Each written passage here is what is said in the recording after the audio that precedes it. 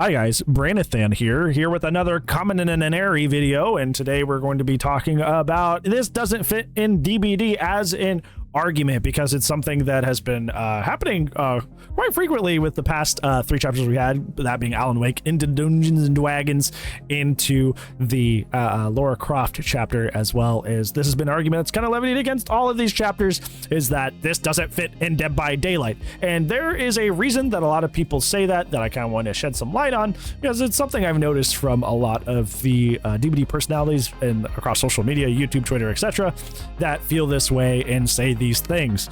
I think the thing is that most people understand that this is kind of a silly argument, and the people that say this, it's kind of a nothing burger. There's no meat to that argument, that it quote unquote doesn't fit in Dead by Daylight. Most people understand that Dead by Daylight is a game that is 8 years old and going on 9, and when you do that, you kind of start running out of things to put in the game. For all intents and purposes, Dead by Daylight is a horror game, Smash Brothers, and they have almost every important IP out there with just a few of them, and they're kind of having to stretch themselves thin.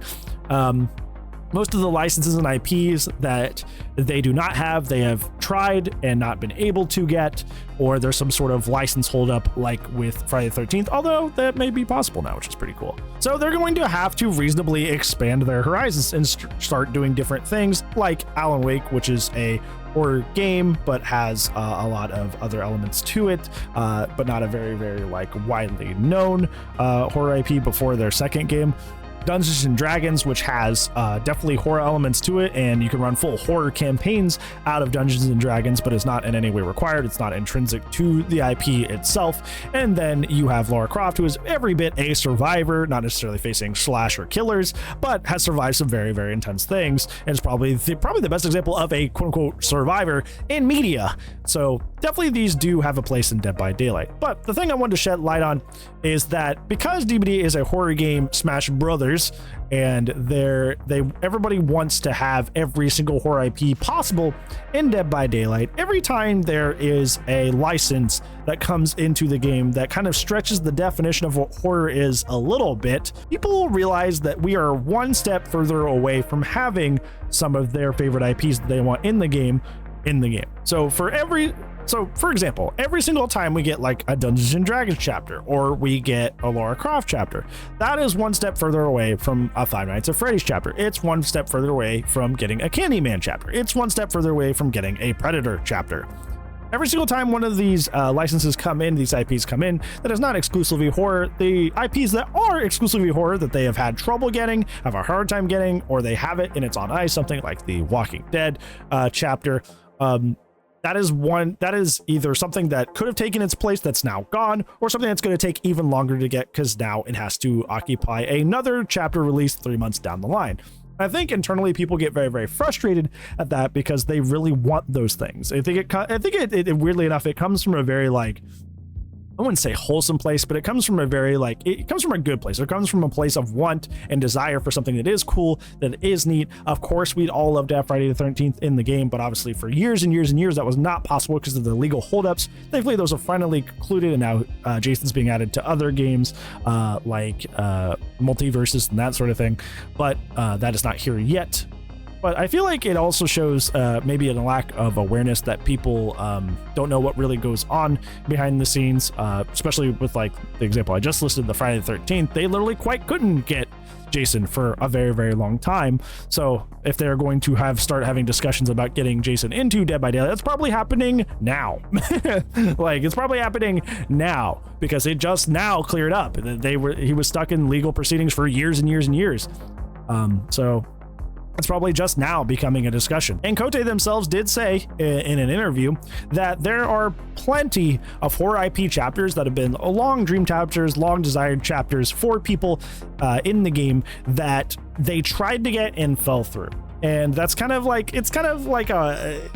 stretch to go on because it's very vague, but who knows how many classic horror IPs that they have attempted to get that they were not able to get. How many talks did Behavior have that fell through, and how many of those went by the wayside that they really wanted, and they actually really did try to get, that fits more that horror genre that everybody wants Behavior's Dead by Daylight to exclusively be, that they attempted and it just didn't work out.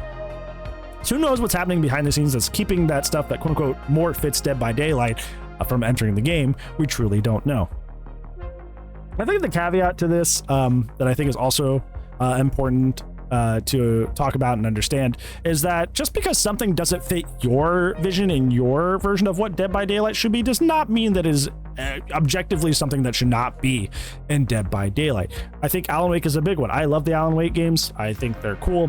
I think they're neat. I think even just from an art aesthetic kind of perspective, they're very, very neat and awesome. I think Alan Wake as a character is super cool.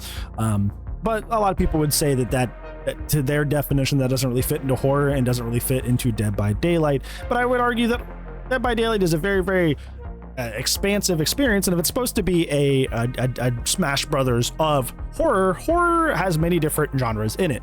Another very, very famous example of this that was probably kind of like one of the earlier examples of Dead by Daylight's this character doesn't fit isms is that Trickster is a chapter that does not fit into Dead by Daylight because he's bright and vibrant and flamboyant, and that clashes with Dead by Daylight's darker aesthetic.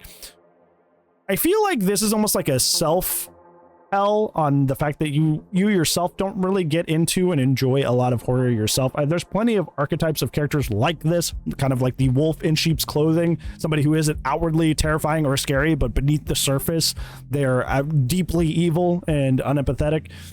Perfect example of this, Patrick Bateman from American Psycho. Lovely example of this, probably the best example of this kind of archetype of somebody who tries to appear in front face is just like somebody who works on Wall Street, and super successful normal guy, but in the background he's a very, very heinous evil serial killer who very unfortunately thoroughly enjoys what he does.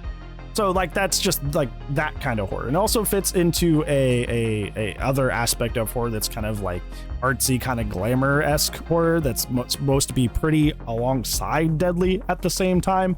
There's plenty of it. Like it's one of those things where just because it doesn't fit your version of what you want to be in Dead by Daylight does not mean it does not fit. And a lot of times when you end up saying stuff like that of it doesn't fit, it usually means it didn't fit what you wanted and not necessarily it doesn't fit at all. So if there's two main takeaways I want you to have today, I know it's not a match review, but two main takeaways I want you to have today is when people say this doesn't fit in Dead by Daylight, it often boils down to two things. It is taking the place of something they wish they had, which is, an internal frustration if they don't voice it.